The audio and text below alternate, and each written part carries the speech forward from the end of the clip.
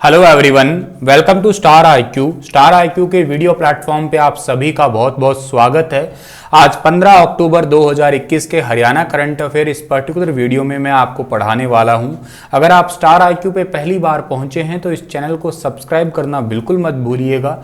और दोस्तों, अगर आप मुझसे पढ़ना चाहते हो अनअकैडमी पे तो डिस्क्रिप्शन बॉक्स में दिए गए मेरे प्रोफाइल लिंक पे क्लिक कीजिएगा, मुझे अनअकैडमी पे फॉलो कीजिएगा। मेरी हर क्लास फ्री में देखने के लिए आप लोगों को मेरा अनलॉक कोड स्टार आईक्यू इस्तेमाल करना होगा। इस कोड का यूज करने से आप लोगों को 10% का तुरंत डिस्काउंट मिलेगा। अगर कोई कोर्स भी परचेज करते हैं तो आप लोग हर रोज रात को 11:15 बजे मेरी अनअकैडमी पे क्लास होती है, उस क्लास को एंजॉय कीजिएगा। आप लोग हर रोज उस क्लास में आप लोग कुछ नया सीखिएगा।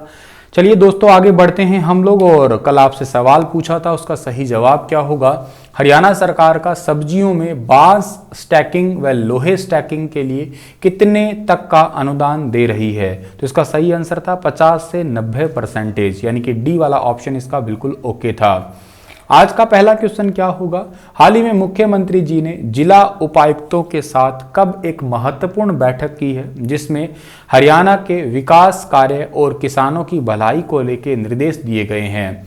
इस सवाल का सही आंसर होगा 14 अक्टूबर 2021। जैसे अभी रिसेंटली हरियाणा के कुछ पेपर गए थे, उनमें बड़ी सटीक तारीखें पूछी जा रही थी। उन्हीं को मद्देनज़र रखते हुए अब आपको कुछ ऐसे ऐसे सवालों से भी सामना करना पड़ेगा डेली हरियाणा करंट अफेयर में, जहां आप लोगों को कुछ सटीक तारीखें दी गई होंगी। ठीक है, अब ये बैठक जो हुई है इसमें क्या क्या फैसले लिए गए वो आपको मैं सटीक तरीके से बताता हूँ। जैसे सबसे पहले विकास कार्य और किसानों की भलाई के लिए निर्देश ये है कि जल भराव और क्षेत्रों में जल निकासी का काम अति शीघ्र करवाया जाए। भाई, जिस एरिया के अंदर जहां बारिश, जैसे भी रिसेंटली 21 से 25 सितंबर के दौरान आपने देखा होगा बहुत भयंकर तरीके से बारिश हुई थी इवन पूरे हरियाणा में ही, तो उस दौरान जो है ना बहुत ज़्यादा जल भराव देखने को मिला था। और जल भराव इसलिए था क्योंकि जल निकासी नहीं हो रही थी। तो ये दोनों काम बहुत जल्द ही हर एक ज़िले के अंदर होना चाहिए। जल निकासी के लिए 24 घंटे बिजली आपूर्ति के निर्देश भी दिए गए हैं। ठीक है, इसके अलावा खाद की पर्याप्त उपलब्धता, ये भी बहुत इंपॉर्टेंट है। किसानों को खाद जो है ना, फर्टिलाइजर्स भी जो है ना, उनकी कमी ना पड़े। विभाग, निगम, सोसाइटी और कमेटी की बैठक निर्धारित समय पे और निर्धारित समय अवधि में करे। कई बार ऐसा होता है बहुत लंबे टाइम तक निगमों की बैठक, सोसाइटी की बैठक नहीं होती है, तो उन बैठक को जो है ना पर्टिकुलर टाइम पे ऑर्गेनाइज किया जाए। पराली जलाने की घटना की फिजिकल वेरिफिकेशन करके प्रतिदिन रिपोर्ट भेजी जाए। वे कितने इलाके में पराली जलाई गई है, कितने लोग नहीं जला रहे हैं। जो नहीं जला रहे हैं उनको 1000 रुपये जो है वो प्रति एकड़ दिए जाएंगे। पराली प्रबंधन के लिए स्थानीय स्तर पर कमेटियां बनाई जाए, क्योंकि उनको पूरा मैनेज करने के लिए ऐसा तो है नहीं कि पूरे डिस्ट्रिक्ट का कोई मालिक है वही काम करेगा, तो उसको मैनेज करने के लिए छोटी छोटी कमेटियां बनाई जाए ताकि आसानी से मैनेज हो सके वो।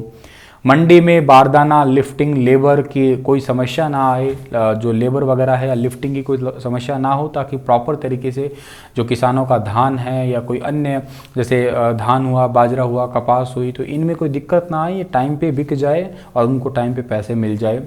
भावांतर भरपाई के तहत बाजरे की राशि किसानों के खातों में जल्द जमा हो। बाजरा जो है उसको भावांतर भरपाई योजना में शामिल करने वाला हरियाणा राज्य भारत का पहला राज्य बना है। 600 रुपये प्रति क्विंटल के रूप में जो है ना किसानों को भरपाई योजना के तहत लाभ दिया जाएगा। तो ये राशि किसानों के खातों में तुरंत जमा हो, जल्द जमा हो, इसी करके जो है ना ये निर्देश दिए गए हैं। सड़कों की मरम्मत, बहुत सारे ऐसे रोड है जिनको रिकारपेट करने की आवश्यकता है, तो उनकी मरम्मत भी जल्द से जल्द करवाई जाए। तो ये बैठक में लिए गए कुछ महत्वपूर्ण जो है ना निर्देश हैं जो आपको मैंने पढ़ाए और बताए। अगला सवाल पढ़िएगा कि हरियाणा सरकार का ग्रामीण बाजार अपनी मंडी सीधे बाजार पर कितने प्रतिशत तक अनुदान दिया जा रहा है? तो ये सीधे तौर पे कितना परसेंट अनुदान दिया जा रहा है? 40% तक। ये क्वेश्चन भी बहुत अच्छा सवाल है क्या कि हरियाणा सरकार का ग्रामीण बाजार, अपनी मंडी और सीधे बाजार पर कितने परसेंटेज का अनुदान है? 40% तक का अनुदान दिया जा रहा है। ठीक है ना। देखिएगा, खुशहाल बागवानी के तहत ग्रामीण बाजार है कोई, या कोई अपनी मंडी है, या कोई सीधा बाजार है, तो इसकी अनुमानित सीमा है 25 लाख रुपए प्रति इकाई, प्रति यूनिट इसको सेटअप करने की। और अनुदान सीमा जो है ना इसमें 40% यानी कि 10 लाख रुपए प्रति प्रोजेक्ट हरियाणा सरकार की तरफ से अनुदान इसमें दिया जाता है। ये ऐसी वाली स्लाइडें, अनुदान वाली स्लाइडें आपके लिए बहुत इंपॉर्टेंट है। मैंने एक दिन पहले भी कहा था, आज फिर कह रहा हूँ कि आप लोग इनके प्रॉपर नोट्स बनाइएगा। आपके पेपर में यकीनन एक ना एक इनमें से देखने को मिलेगी, आपको बहुत काम आएगा ये वाला डेटा। ठीक है डियर। अगला सवाल है कि मुख्यमंत्री श्री ने कब गुरुग्राम और कुरुक्षेत्र में state institute of advance studies in teacher education आरंभ करने की स्वीकृति दी है। ये आरंभ होगा ऐसी घोषणा जो हुई थी वो मैंने आपको अभी रिसेंटली पढ़ाई थी, लेकिन इसकी स्वीकृति मिल चुकी है। वो तारीख आपके लिए बहुत बहुत ज़रूरी है कॉम्पिटिटिव एग्ज़ाम के लिए। अगेन मैं कहूँगा सटीक तारीख वाला एक सवाल है, तो इसका सही आंसर होगा 13 अक्टूबर 2021। मुख्यमंत्री श्री ने गुरुग्राम और कुरुक्षेत्र में state institute of advance studies in teacher education ये दोनों आरंभ करने की जो स्वीकृति दी है ये 13 अक्टूबर को दी है। एक्चुअली मुख्यमंत्री जी ने कहा है कि रिसेंटली जो अभी 2020 में राष्ट्रीय शिक्षा नीति स्टार्ट हुई थी 2020, उसको लागू करने की दिशा में ये एक कदम है। आपको मैं बता देता हूँ कि हरियाणा राज्य भारत का पहला राज्य बनेगा जो साल 2025 तक जो है ना इस वाली नीति को स्टार्ट कर देगा। और इस नीति को आगे बढ़ाते हुए राष्ट्रीय महत्व के 2 प्रदेश स्तरीय संस्थान जो है ना वो हरियाणा राज्य में स्टार्ट किए जा रहे हैं। ये दोनों कौन सा? State institute of advance studies in teacher education. ये दोनों इंस्टीट्यूट गुरुग्राम और कुरुक्षेत्र में होंगे। दोनों को आपको बहुत अच्छे से याद रखना है, एग्ज़ाम में ज़रूर काम आएंगे ये।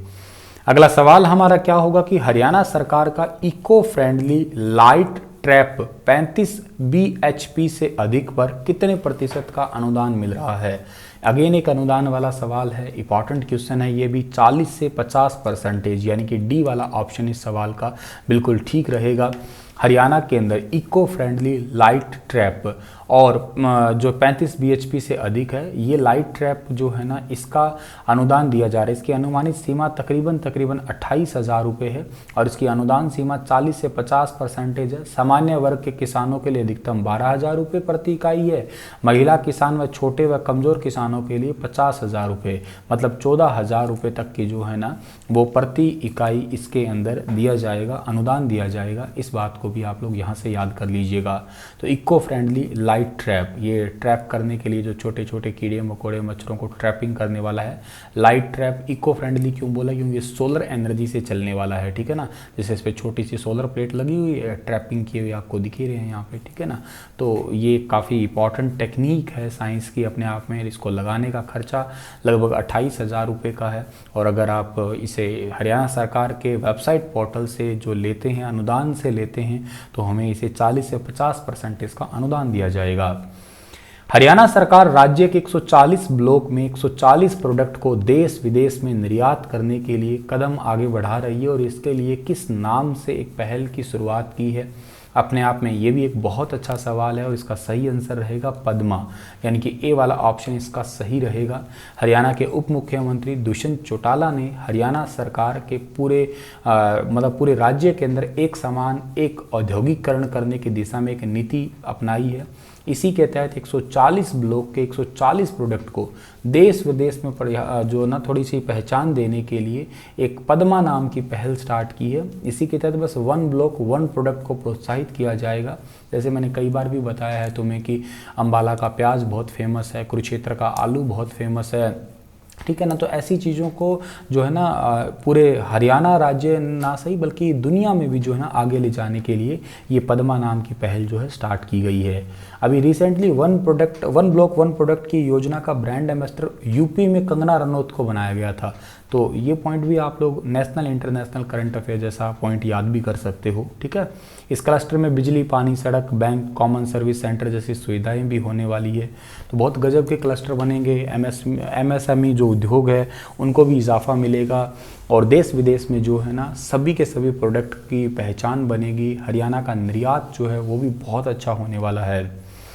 हाल ही में किस विश्वविद्यालय के वैज्ञानिकों ने अंतर्राष्ट्रीय स्तर पर बाजरे की नई बीमारी व इसके कारक जीवाणु क्लेबसिएला एरोजेंस की खोज की है? तो एरोजेंस की खोज की है अभी हाल ही में HAU ने, यानी कि हरियाणा एग्रीकल्चर यूनिवर्सिटी के वैज्ञानिकों ने। चौधरी चरण सिंह हरियाणा कृषि विश्वविद्यालय के वैज्ञानिकों ने अंतर्राष्ट्रीय स्तर पर बाजरे की एक नई बीमारी और इसके कारक जीवाणु जिसका नाम है क्लेबेसिला एरोजेंस इसकी खोज की है। और अब तक विश्व स्तर पर इस तरह की बाजरे की किसी बीमारी की खोज नहीं हो पाई है।